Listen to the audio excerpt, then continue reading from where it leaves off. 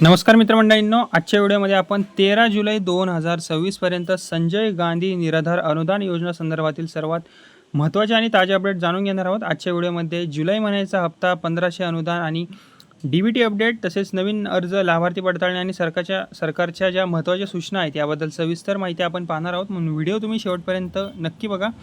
आता जी या योजनेविषयी पहिली अपडेट आलेली आहे ती म्हणजे की राज्यातील अनेक जिल्ह्यांमध्ये संजय गांधी निराधार योजनेचा जुलै 2026 महिन्याचा हप्ता जो आहे तो पात्र लाभार्थ्यांच्या बँक खात्यात डीबीटी पद्धतीने टप्प्याटप्प्याने जमा करण्याची प्रक्रिया सुरू झालेली आहे। मात्र सर्व जिल्ह्यामध्ये एकाच दिवशी पैसे जमा होणार नाही आहेत। ओके, ही गोष्ट तुम्ही मित्रमंडळींनो लक्षात ठेवा।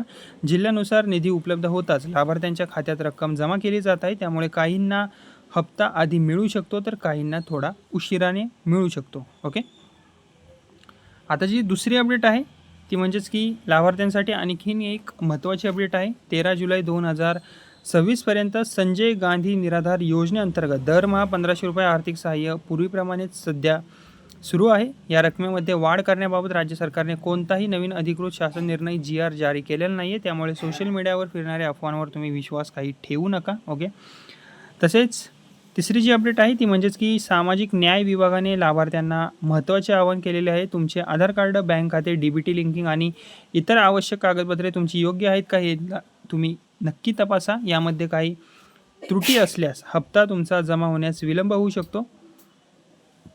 तसेच आता जी चौथी अपडेट आहे ती म्हणजेच की नवीन अर्जाबाबत राज्यात अनेक ठिकाणी नवीन अर्जांची पडताळणी आणि प्रलंबित प्रकरणांची छाननी सध्या सुरू आहे। ज्या अर्जदारांची कागदपत्रे पूर्ण आहेत त्यांच्या अर्जांना टप्प्याटप्प्याने मंजुरी सध्या दिली जात आहे। अपूर्ण कागदपत्रे असलेल्या अर्जदारांना आवश्यक कागदपत्रे सादर करण्यास सांगितले सुद्धा जात आहे। ओके, तसेच आता जी पाचवी अपडेट आहे ती म्हणजे की जर तुम्हाला अजून हप्ता मिळाला नसेल तर घाबरण्याची काही गरज नाही आहे। तुम्ही तुमच्या तहसील कार्यालयात किंवा संबंधित सामाजिक न्याय विभागात संपर्क करून अर्जाची तुमच्या स्थिती तुम्ही तपासू शकता।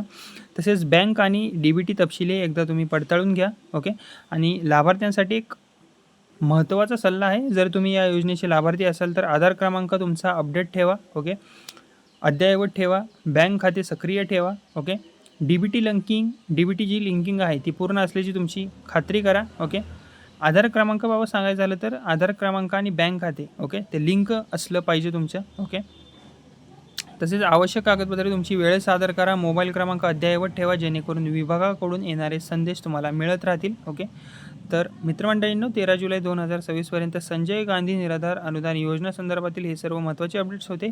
तुमच्या जिल्ह्यात जुलै महिन्याचा हप्ता जमा झाला आहे का हे आम्हाला नक्की कमेंटमध्ये सांगा, आणि नसेल आला तर तुमचा जिल्ह्याचं नाव लिहायला विसरू नका। तरीसुद्धा तुम्ही कमेंट करू शकता जरी हप्ता नसेल आला तरी। ओके, आणि अशाच महाराष्ट्र शासनाच्या योजना, सरकारी निर्णय आणि ताज्या अपडेटसाठी आपल्या या व्हिडिओला लाईक करा। आपलं हे बडी नावाचं चॅनल आहे त्याला सबस्क्राईब करा फ्रीमध्ये, आणि ही माहिती जी आहे ती इतर लाभार्थ्यांपर्यंत शेअर करायला विसरू नका। धन्यवाद।